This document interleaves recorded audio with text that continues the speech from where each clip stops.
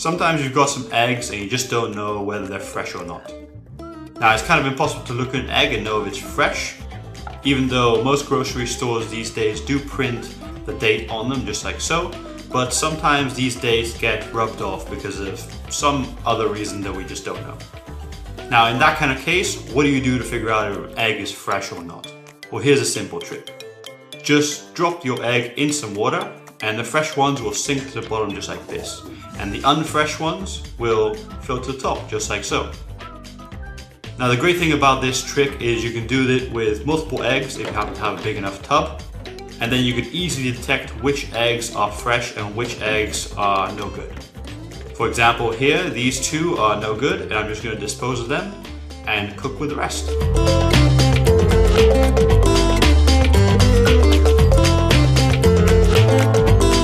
Alright, here's a trick how to peel some ginger. Normally use a gadget like this or another gadget like this. But for this we're going to use a simple and humble spoon like so.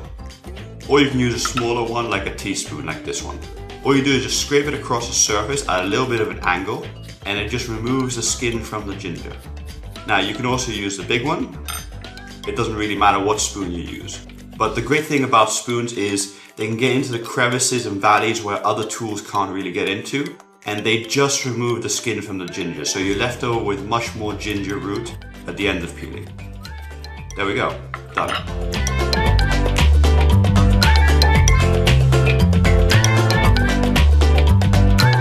Alright, this here is the easiest mayonnaise recipe in the world.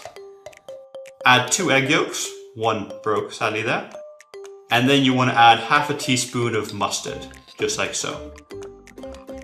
Followed by 2 tablespoons of freshly squeezed lemon juice. And then 1 tablespoon of water. This is very important. This is the key here to make the blender mayonnaise. Then you want to add half a teaspoon of flaked salt, just like so. That was smoked flake salt. And then you want to follow that with 240 milliliters of canola oil. Now you can use any other kind of oil and you'll get different flavors of mayonnaise, but this is a very good oil to use for mayo. Once you've done that, then you want to take your hand blender and place it in. Now I like to put it in an angle so there's no air pocket. And then you press it against your egg yolks at the bottom and start it. Now this is very important, don't pull it up until it starts to become mayo, and then slowly pull it up so that it can make the mayonnaise. And once it becomes a thick consistency, you want to pump it up and down quickly while it's still on the blender. And this will create a homogeneous mayonnaise just like this. Okay, so once you've done that, just pull it out. And there you go, you've got the simplest, easiest, delicious mayonnaise you can make. And there's no point to really buy mayonnaise when you can make it this easy.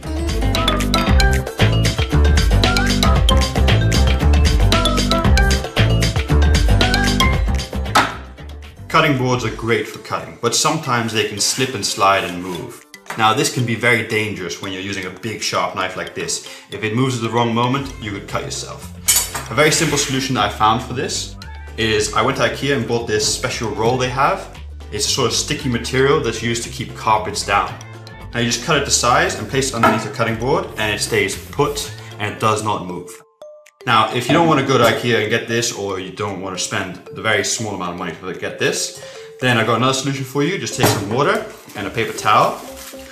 Just put it in there, then remove most of the water, and then just unravel that. Okay.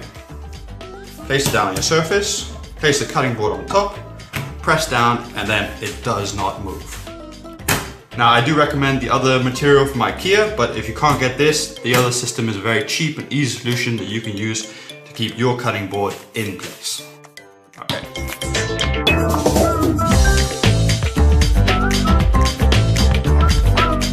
Sometimes you want to spread some butter, but when you take it out the fridge, the butter is super hard and really hard to spread.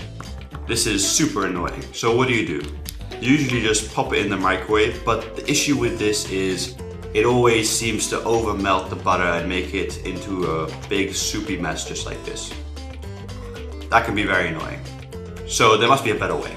Well, there is. You take a cheese grater and then you just grate your butter stick. Yes, that's right, grate your butter stick.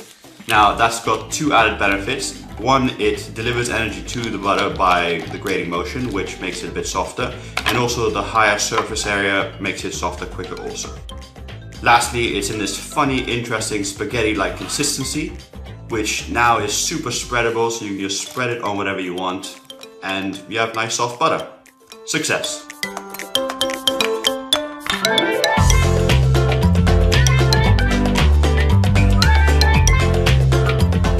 Alright, so the worst thing that could happen when you're poaching eggs is this. The egg white runs away from the egg yolk and leaves it completely unprotected in the water.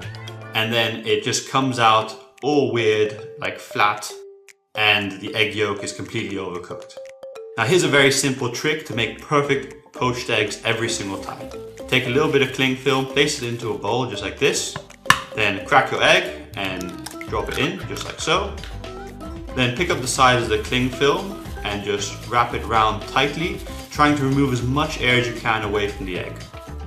Once you've done that, then you just want to take a little piece of string, like this, wrap it round, and then tie one tight knot, just like this. Okay, once you've done that, just remove any excess cling film that's not necessary. Now the great thing about this technique is you can ready make them and have them in the fridge ready to go for whenever you want to make them. Now, I'm just going to use this one right now. Just drop it in some hot boiling water, and you can do many at the same time because you don't have to pay much attention. And just leave it for 4 minutes to cook, and once you've done that, then you can just fish it out just like so. I recommend you let it cool down a little bit before you unwrap it, and once it's cooled down, just untie the knot just like this. And then unravel the cling film very gently, just like so. And then you've got a perfectly poached egg that you can use with your eggs benedict or salad or whatever you want. And in the inside you'll have a delicious, slightly runny egg yolk, just like this. Done.